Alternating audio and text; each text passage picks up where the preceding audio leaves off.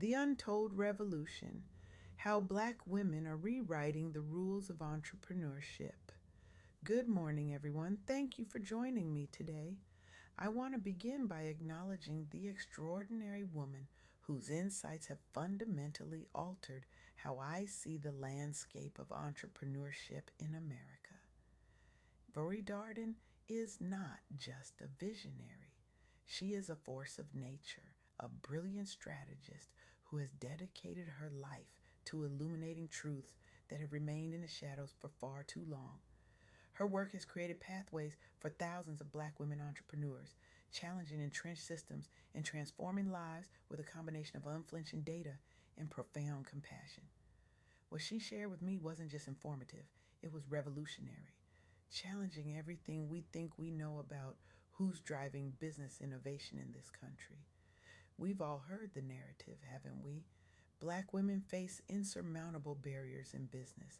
They're underfunded, overlooked, and underestimated. These challenges are very real, painfully, persistently real. But Ivory Darden reveals something that turns this entire conversation on its head. Despite everything working against them, black women are actually leading one of the most significant entrepreneurial surges in recent history. Let that sink in for a moment. In 2024, nearly half of all new businesses in America were started by women. And when we look specifically at black owned businesses, women were more likely than men to be founders. This isn't just participation, this is leadership. This is transformation happening right before our eyes, yet somehow remaining invisible in our national conversation about innovation and entrepreneurship. Why don't we hear about this more often? Why isn't this front page news? Perhaps because it contradicts the comfortable narrative we've constructed that certain groups need saving rather than supporting, that certain voices need speaking for rather than amplifying, that certain communities need charity rather than investment. What Ivory Darden helped me understand is that we've been asking the wrong questions all along. The question isn't, how do we help black women overcome barriers to entrepreneurship? The question should be, how do we remove the artificial constraints preventing black women entrepreneurs from accessing the capital their innovations deserve? Because here's the stark reality behind this entrepreneurial revolution. While black women are starting businesses at unprecedented rates, they're doing so with one hand tied behind their backs. As of early 2025, female only founding teams received just 2.3% of global venture capital. That's about $6 billion out of nearly $290 billion invested. When we narrow that down to black women specifically, the numbers become even more troubling. Less than 0.5% of venture funding. This isn't just an injustice, it's a catastrophic market failure. We're talking about a missed opportunity worth over $5 trillion globally. That's not my estimate. That's what the data shows when we look at the performance of diverse founding teams when they actually receive adequate funding. So we have this fascinating contradiction. Black women are demonstrating extraordinary entrepreneurial drive and success despite receiving almost none of the institutional support that traditionally fuels business growth. Imagine what would happen if we actually leveled the playing field. Let me tell you about Catherine Finney, whose story Ivory Darden shared with me. Catherine founded Genius Guild after recognizing how severely underfunded black women entrepreneurs were. But instead of just lamenting this reality, she transformed it into action. Catherine began with the Budget Fashionista blog back in 2003. After successfully selling her company in 2014, she could have simply enjoyed her success. Instead, she leveraged her platform to address the systemic inequities she had witnessed firsthand. Her approach was brilliantly strategic. First, she gathered rigorous data to spotlight the disparities. Numbers don't lie, and they're harder to dismiss than anecdotes. Then she built organizations specifically focused on supporting underrepresented founders, including Digital Undivided. The results? Her efforts have helped over 2,500 Black women secure more than $100 million in funding. That's not just impressive, it's revolutionary. It demonstrates that the funding gap isn't due to a lack of viable businesses led by Black women. It's due to structural biases in how we allocate capital.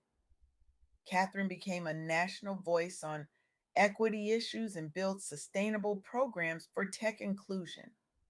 Her work didn't just help individual entrepreneurs, it shifted entire industry conversations around diversity and demonstrated how targeted action can transform communities. But Catherine's story, powerful as it is just one example of a broader trend that Ivory Darden illuminated for me. Let's look at what happened in 2024. We saw a record breaking number of new U.S. businesses, with women founding nearly half of them. Among AAPI and Black owned firms specifically, women were more likely than men to be founders. This wasn't random. Women, particularly millennials and Gen Z, were leveraging their workforce experience to launch ventures primarily in healthcare and social assistance sectors where they saw unmet needs. They weren't just creating businesses, they were solving problems that traditional business structures had ignored. The result wasn't just economic empowerment, it was greater community impact through service based business models tailored for underserved populations. These women were transforming entire segments, such as retail health services, while creating jobs locally. This trend was fueled by higher educational attainment and labor force participation rates among younger generations compared with previous cohorts.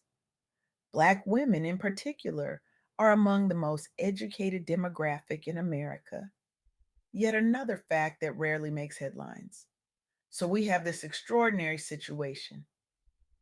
Black women are excelling academically, identifying market opportunities, creating innovative solutions, building successful businesses, and still being systematically denied the capital that would allow these businesses to scale.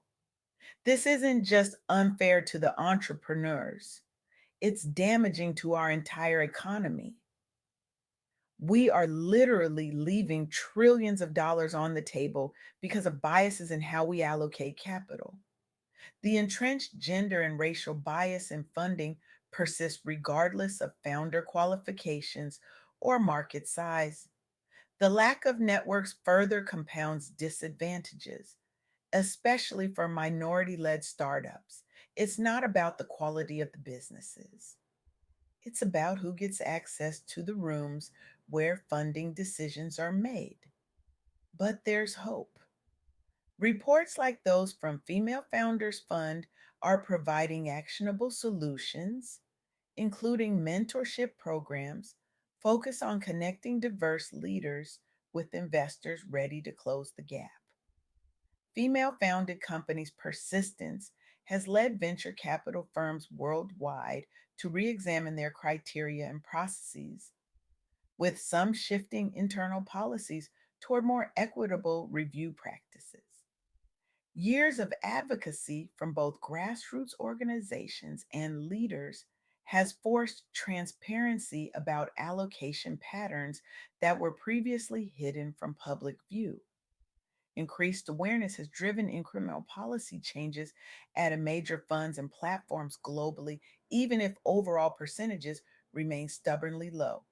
The conversation around who gets funded is now central at every major entrepreneurship summit and conference. This visibility matters. As the saying goes, what gets measured gets managed. What Ivory Darden helped me understand is that we're at a critical inflection point.